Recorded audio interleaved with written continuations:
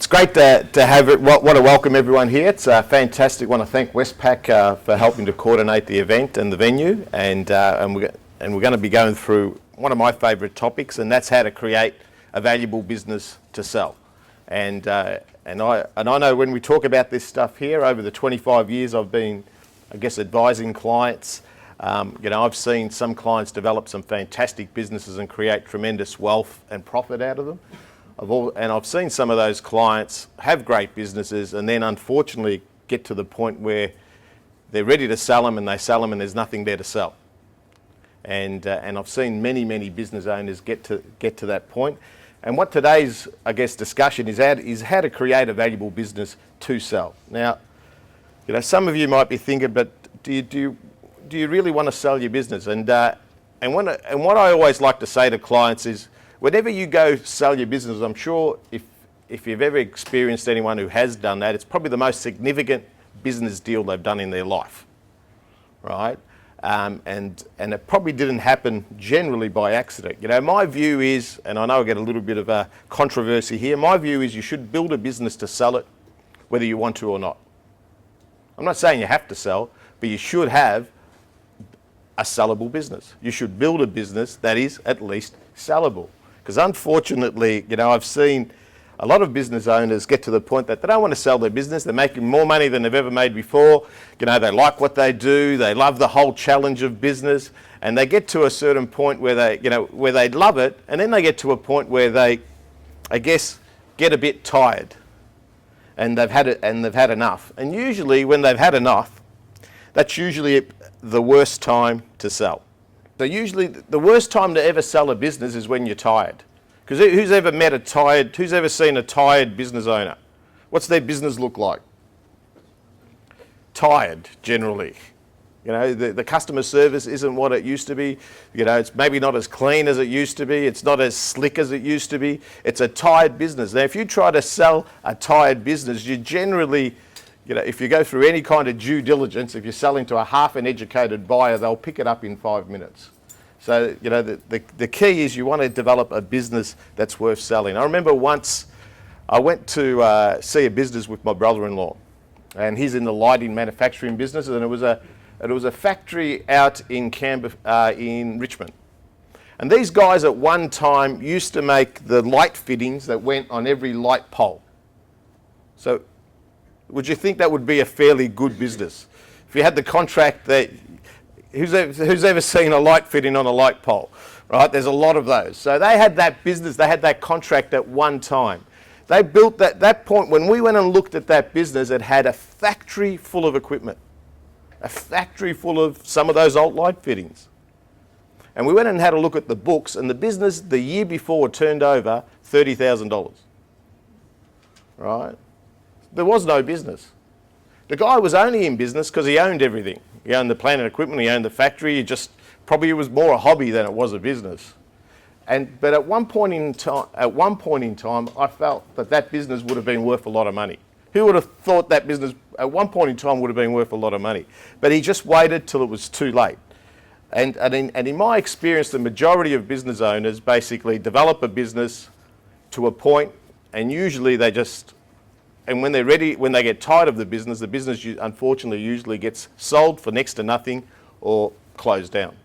And that's the sad thing that I've seen. I'm sure, who's experienced any business owners, who's seen businesses like that? Yeah, it's quite often that happens. So the key is, my belief is you should start with the end in mind. In my view, you should have you should have an intention from day one and build a business that is sellable. Right? I'm not saying you have to sell it. I'm just saying build a business that is sellable. Identify what buyers want and create a business that you'll have a market for. It's pointless working years and years and years and working your guts out to then have something that's just not sellable, right? I've seen, there's the BRW this week, I think it came out, the top 100 fastest growing businesses in Australia at the moment, according to the BRW survey. 22% of those businesses have an exit plan. So they started their business with a plan to exit. I'm not saying they're all going to sell their business. The number one fastest growing business, his plan was to sell his customer base. He's got an ability to generate business. He's got a customer base. He's not going to sell his systems on how he gets the customers. He's just going to sell the customer base and do it again and sell it to, and he's developed a relationship with the company he's selling the clients to, that he's got the marketing relationship where he feeds them the clients. So that's his business model, right? And that's the number one fastest growing business. So he went from, like, I think 0 to 11 million turnover in 18 months or something like that. So the key there is to have it from the very beginning, plan to create a business from the very start that people want to buy. And if anything, have people that get into competition to buy. You know, what's better than one buyer? A lot of buyers that want to buy it. So the key is you create that business. And what you want to do, and the thing is this, the biggest challenge I find is most people that want to buy a business, do they want to buy you? Or do they want to buy a money-making machine? If they wanted to buy you, they'd offer you a job, right? So at the end of the day, they're necessarily, what they want to do is they want to buy a money-making machine. So it's how well that machine works will determine its value. So the key is to develop a business that does that. Start with the end in mind. Tell you a little bit about SP Solutions. I've probably spent the last 27 years studying on how to help my clients grow and develop their business and improve their wealth and performance. And probably, you know, at the moment, we employ about 25, 26 people that are focused on helping small business owners develop great businesses and wealth. Our goal is to help clients become as, I guess, successful as they want to be. Now, I find we get our best results working with, you know, there's a lot of clients in this room, working with people that are motivated to develop and grow their businesses. That's the kind of clients that we get the most success with. And today I'm looking forward to having a chat with one of our clients that's developed a very successful business over the years, and we're going to have a three-way interview later on, and I'm looking forward to sharing that story with you, right? Because the key is what I find when it comes to developing your business and developing your business to the level of success you want to be, there's usually some barriers that are stopping you. And when you break down those barriers, that's what helps your business grow to the other level.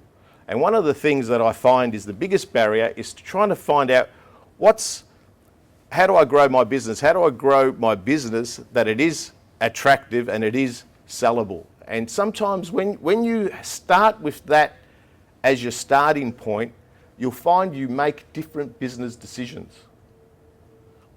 right? What I find is if you're going to grow a business to make a profit, you make certain decisions. But when you grow a business to say, I want to go create a business that's more valuable, that's more sellable, you make different business decisions. And I want to share that with you later on today, especially when we go through the case study, how that happens. So probably enough about me, but the key thing whenever you want to go sell your business, the first place to start with, who's your perfect buyer? Who's the perfect buyer for your business? Do you have one? Has anyone ever thought about that? Has anyone ever thought about who potentially would be the most interested in my business? Right? Because I think the key is you want to start to ask yourself, there's two types of buyers out there in the marketplace. One we call a strategic buyer and one we call a financial buyer. Now, a financial buyer, they're the people that are focused on buying low, selling high. They're the people that are looking to either buy turnover or buy your customers. They're just looking to create market share, right? That's what we call a financial buyer. A strategic buyer is probably somebody that wants to maybe get into the type of business you're in, wants to get into the industry. You may have a foothold into a certain industry and they want to get into that industry, whether that foothold is a certain type of customer, whether it's a certain type of IP, whether it's a certain type of systems or processes. They want to basically they want to look at buying your business to create greater synergies so they can then scale and grow their business. So that's what a strategic buyer is. Now, classic example of that, I had a client of mine last year sometime.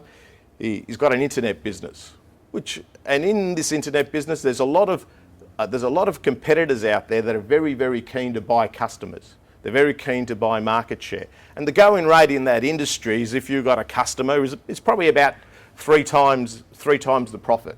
give or take, in that industry. It's roughly around that. They might vary a little bit more, but it's around roughly 3 times the profit. So we had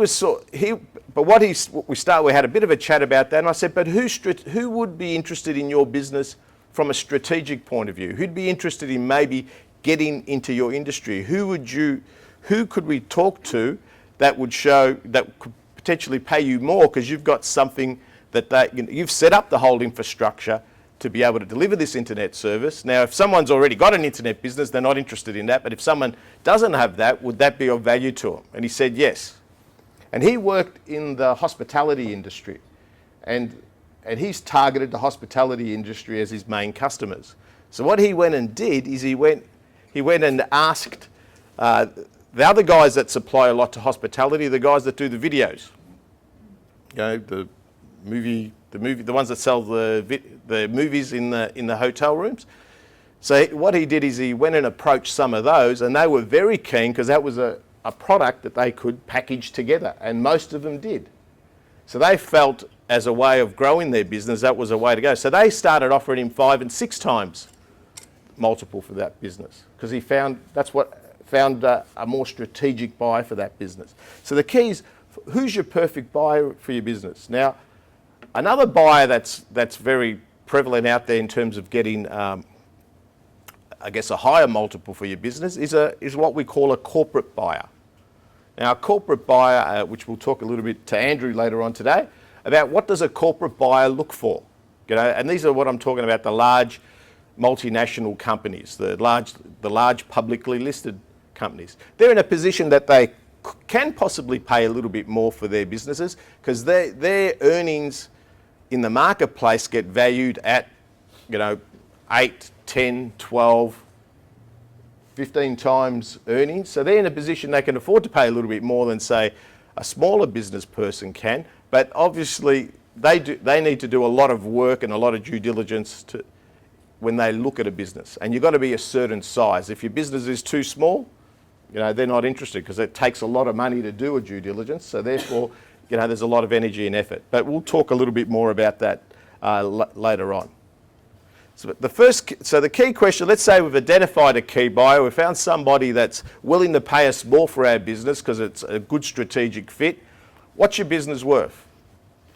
Now, that's the $1 million question. I'm sure if there's any accountants in the room, that's probably the biggest question we get. What's my business worth? What's my business worth? And usually, probably a simple formula to use, what's your business worth?